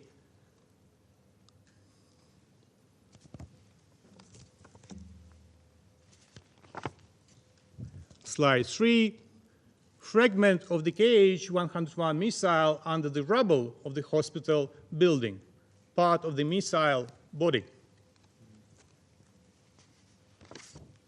Slide 4, Characteristic elements of the Kh-101 missile have been identified and examined. The photo on the left shows a fragment of the wing opening mechanism of the Kh-101 cruise missile. The photo on the right shows a fragment of the Kh-101 cruise missile engine.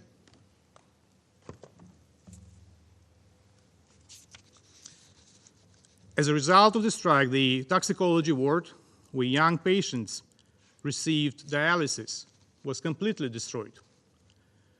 Other facilities at the Ahmedit, including surgical, medical, diagnostic buildings, trauma, as well as hematology and oncology departments were damaged. Additionally, the Russian missile damaged the nearby Center for Pediatric Cardiology and Cardiac Surgery, where 3 heart surgeries were underway at the moment of the strike.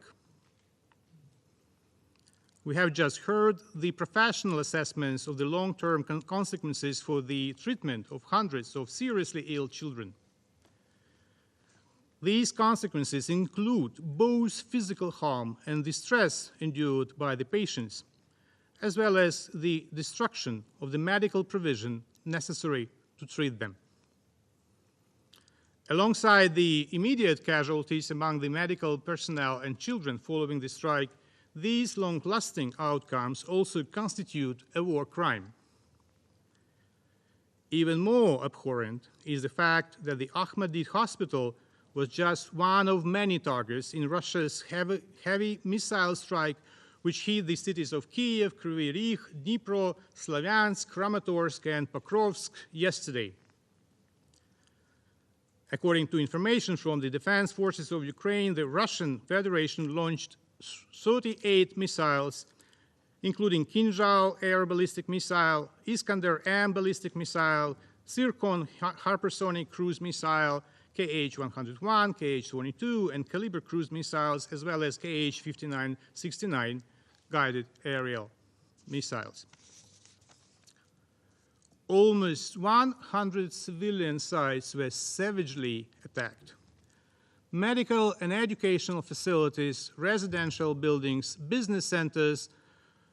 In Kryvyi Rih, 11 people were killed following the attack on the administrative building of a local industrial facility. In Kiev, along with the Ahmedit hospital, the list of targets includes a maternity hospital where 9 people were killed and a residential building where the Russians killed 7 residents, including 4 children. Let us not forget that the pains Russia goes to harm Ukrainian children has been a mainstream aspect of the aggression from the very beginning. The children who Russia cannot abduct and brainwash, Russia kills. Let us not forget that Russia is kept on the list of shame for the crimes its armed forces have committed against children. Let us not forget that the person sitting today at the head of the table represents a wanted criminal suspected of crimes against children and subject to arrest under the ICC warrant. At least 47 people were killed and more than 190 were wounded following yesterday's strike. Putin's envoy employed his usual tactics of denying reality and blaming Ukrainian air defense. I recall clear footage of the Russian missile approaching the hospital, the scale of the destruction, and the eyewitness accounts. His comments about the possibility to destroy it entirely if Russia supposedly hit are just monstrous. Other Russian propagandists, particularly the so-called Z bloggers, have been more open. Z bloggers are administrators of Russian propaganda channels on social media with hundreds of thousands of followers. Given the specifics of their audiences, they, unlike their colleagues from the Russian diplomatic corps, openly explain the rationale behind the Kremlin's bloody actions. One of them, certain Roman Saponkov, openly stated that the strike on the children's hospital in Kiev would benefit Russia, and I quote, "Such attacks might even be beneficial because an average Westerner might finally have a thought, damn, the same could have happened to us.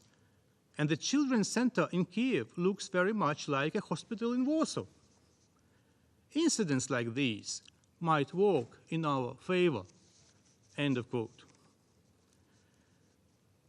They do not even hide that they are deliberately attacking hospitals. That is exactly what Russians regularly did in Syria from 2015. In April 2016, for instance, they attacked the main health care facility for children in the city of Aleppo, killing 24 civilians. It is also telling that in 2020, Russia withdrew from a voluntary UN arrangement aimed at protecting hospitals and humanitarian aid deliveries in Syria.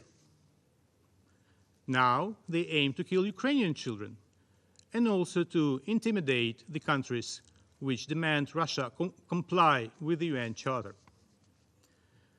The attack on a children's hospital is also an indication of Russia's current unwillingness to engage in a peace process. It is not surprising that Russia persists in rapidly tearing apart the concept of a comprehensive, just, and lasting peace based on the UN Charter principles, a concept, I underline, that is at the core of both Ukraine's peace formula and the UNGA resolution ES 11/6 of February 23, 2023. Russia has rejected its responsibility to adhere to the UN Charter and, in fact, demands that the international community acknowledge its right to violate international law. However, the attack on the children's hospital is also a manifestation of Russia's deepest contempt for any peace initiatives, regardless of their origin. The Kremlin's moral and managerial degradation has reached such an extent that it does not hesitate to commit crimes that undermine the vision for peace of those countries on which Kremlin now entirely depends. Russia is like cancer, only worse. It will stop killing and expanding violence only when it is incapable of doing so. It is imperative to shoot down Russian missiles. It is imperative to destroy Russian combat aircraft at their bases. Bold steps must be taken to eliminate any security deficit. Currently, the UN membership is actively preparing for the Summit of the Future. We are engaged in active negotiations on the final document with the Declaration on Future Generations as its integral part. The question is, however, what kind of future are we talking about if the murderer feels comfortable sitting knee-deep in children's blood in the chair's seat here?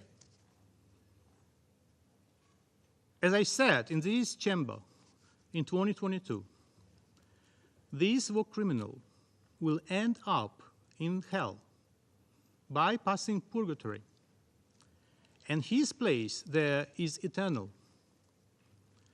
What matters, however, is how he will be put in the dock before that.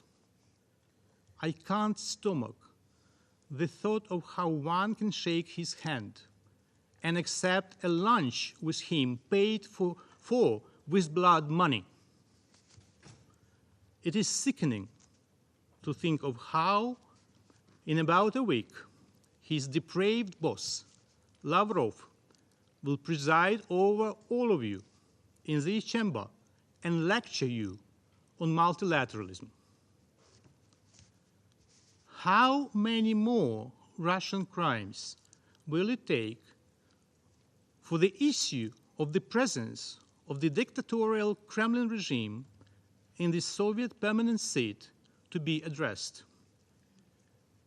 What atrocities must be committed to ensure that the aggressor's veto is disregarded and the Security Council is able to respond to Russia's aggression and war crimes. The international community has the necessary capacities to provide the aggressor with proper answers. Answers in the only language that any aggressor understands: strong, resolute, and united actions to defend the Charter, to stop its violations, and to ensure accountability for all crimes, including those committed yesterday. I thank you. В соответствии с традициями председательства и сугубо в качестве председателя Совета я вынужден поблагодарить Украину за их заявление. Сейчас я предоставляю слово главе делегации Европейского Союза при Организации Объединенных Наций. President, I have the honor to speak on behalf of the European Union and its member states, the candidate countries North Macedonia, Montenegro, Albania, Ukraine, the Republic of Moldova, Bosnia-Herzegovina, Georgia, and the EFTA countries Iceland, Liechtenstein, as well as Andorra, Monaco, and San Marino, align themselves with this statement. As we heard from USD Msuya and from Dr. Zovnik, yesterday, several waves of large-scale Russian missile attacks on Ukrainian cities caused at least 40 civilian deaths, including children, and over 150 injuries. The numbers go up every hour. In Kiev, the Okhmadit Children's Hospital was directly hit by a missile, a children's hospital.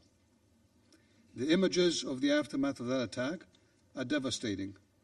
Panicked parents holding their children on the street, doctors and nurses scrambling to provide first aid against the backdrop of destruction.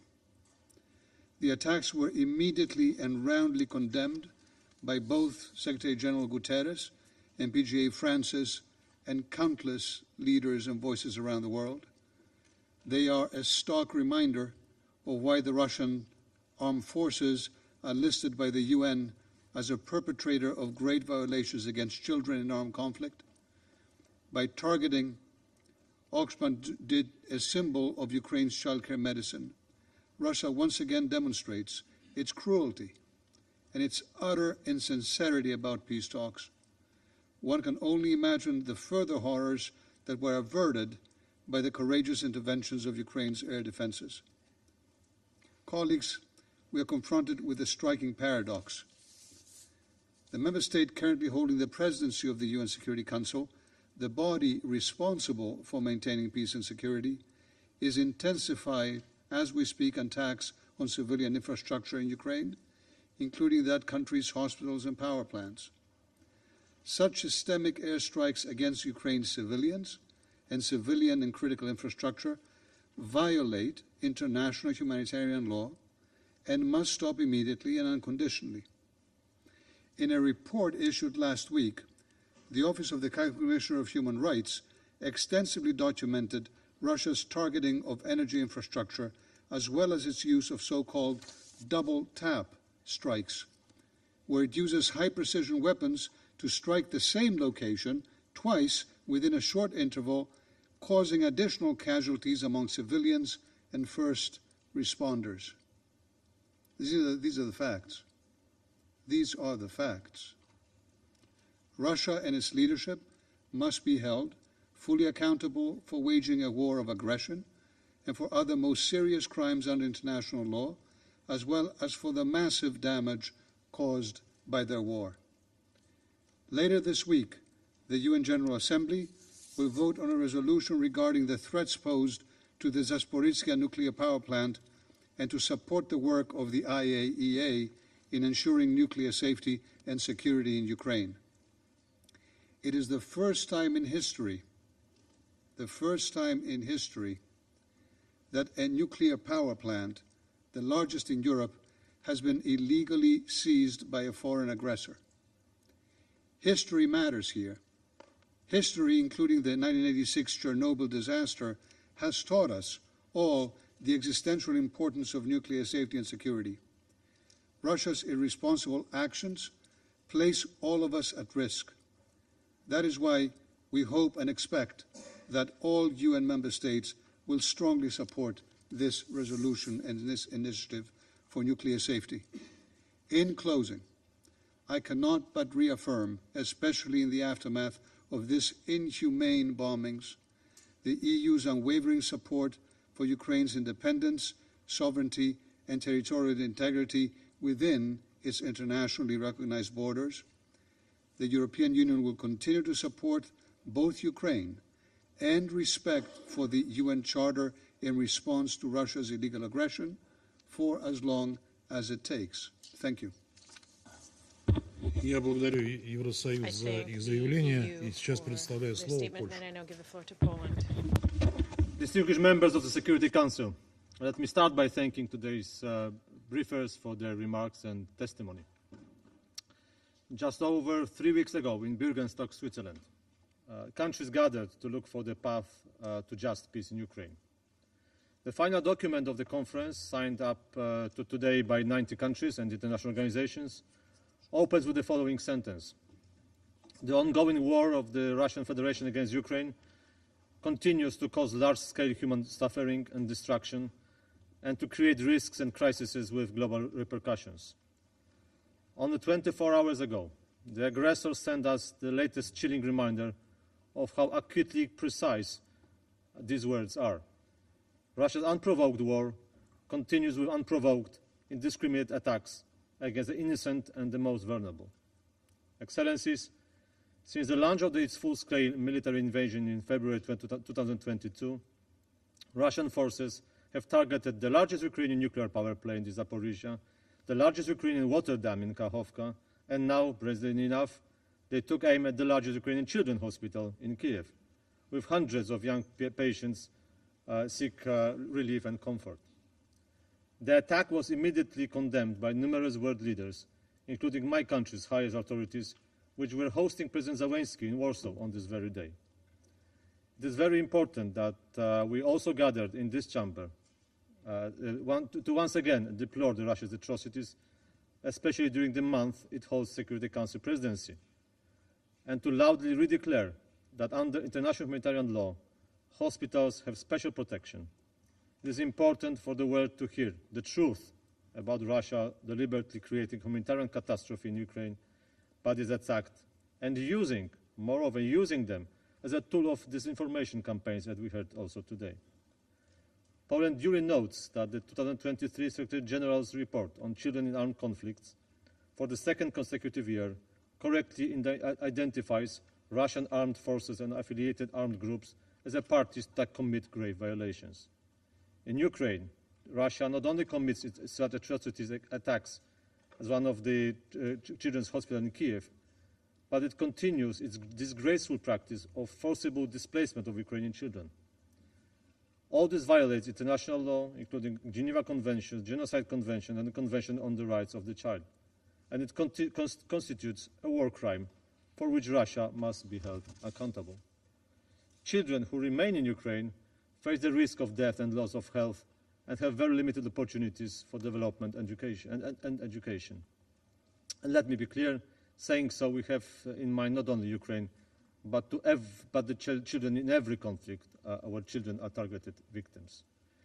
Excellencies, according to media experts' estimates, Russia spent as much as $250 million on yesterday's missile barrage against targets in several Ukrainian cities. Instead of spending money on treating its own children, Russia prefers to spend hundreds of millions on killing children in Ukraine. And it's not only about Ukraine. The sum of money spent on this one-day attack would be sufficient for building several hospitals in developing countries. Russia's war cost everybody dearly, both in loss of lives and material damage. Distinguished delegates, can you imagine what would be those costs in the case of nuclear disaster? This is why the UN General Assembly will soon vote on the resolution condemning the Russian aggression against Ukraine, which urges Moscow to refrain from its nuclear gamble of illegally occupying Zaporizhzhia nuclear power plant that puts us all at a great risk. We truly hope that the proposal will garner the broadest possible support, which will underscore our commitment to restoring peace in Ukraine in accordance with the UN Charter and fundamental principles of sovereignty and territorial integrity, and will be in line with the declaration of the latest peace summit in Switzerland. Let's save the children from the scourge of war. Thank you. Я благодарю Польшу за I их thank заявление. Poland for their statement. Список ораторов исчерпан. There are no more names Заседание inscribed on the объявляется list of закрытым. speakers. The meeting is adjourned.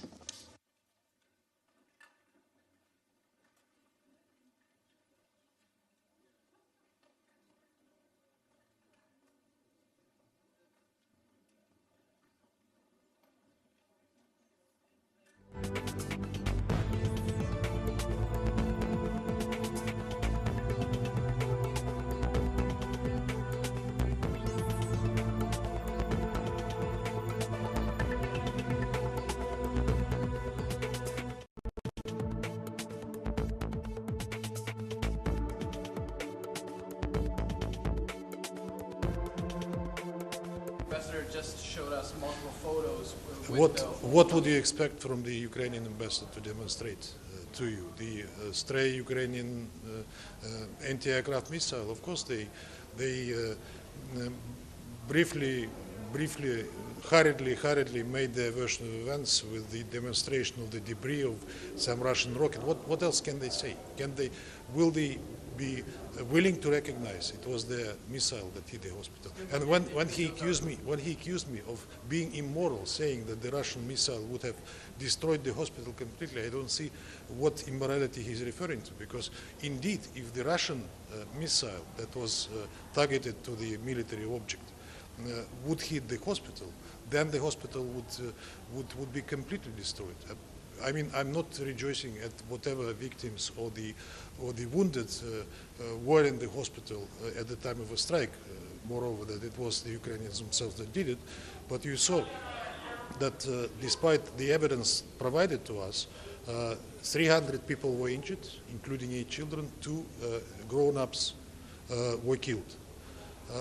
And I'm not, again, every death is a tragedy, but the scale of destruction is not the one that they're trying to present.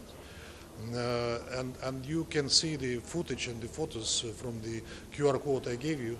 I can demonstrate it again, demonstrating how people are gathering around the rubble, strangely passing water through the line, passing the bricks, and looks very ingenious, I would say. I mean, that looks suspicious. Ambassador, the Saudi Arabia announcement today that they would drop European Union bonds if it confiscates Russian assets. Do you have a comment on that? Not yet. I have not seen the announcement by Saudi Arabia. I was distracted by the meeting. I will study. Mr. Ambassador, what do you think about the fact that UN Secretary General abruptly accused Russia of hitting the hospital? Well, you remember I came for a stakeout to discuss the way UN is commenting on the Russian strikes and the Ukrainian strikes, to compare the reaction. And when I visited Secretary General after that stakeout, I gave him the same quotes that I was reading out to you, telling him that these are clearly double standards. When the Russian territory is hit and the civilian objects are hit, the reaction is very flaccid. But when something happens in Ukraine, the Secretary General and his spokesmen are rushing to accuse and condemn Russia right away. Ambassador, so to be clear, you're saying that it was an errant rocket of the Ukrainian air Yes, defense. I do, and not just me, but the Ukrainians themselves. Okay, Look at the publics. But was Russia firing in the area? Because why would the air defense Russia, yes, indeed, Russia was hitting the factory, one of the largest factory in Ukraine, which produces armaments. That is Artyom, so-called Artyom factory, a very old enterprise, which is 2 kilometers away from this Okhmadet hospital in the vicinity, and the Ukrainian air defense was in the area, which again testifies that they are using against the international humanitarian law. They are using civilian quarters, deploying anti-aircraft systems there. Ambassador, European governments, including the Irish government, have called Russia's bombing of the Children's Hospital a war crime. What is your response to that? My response to that I gave many times, including at this stakeout, that we have not bombed the Children's Hospital. And on the Ukrainian ambassador's challenge to the legitimacy of Russia's... Well, that's a perennial thing with the Ukrainian ambassador. He cannot cease referring to it. I just ignore his statements, you know that. Thank you very much. Thank you.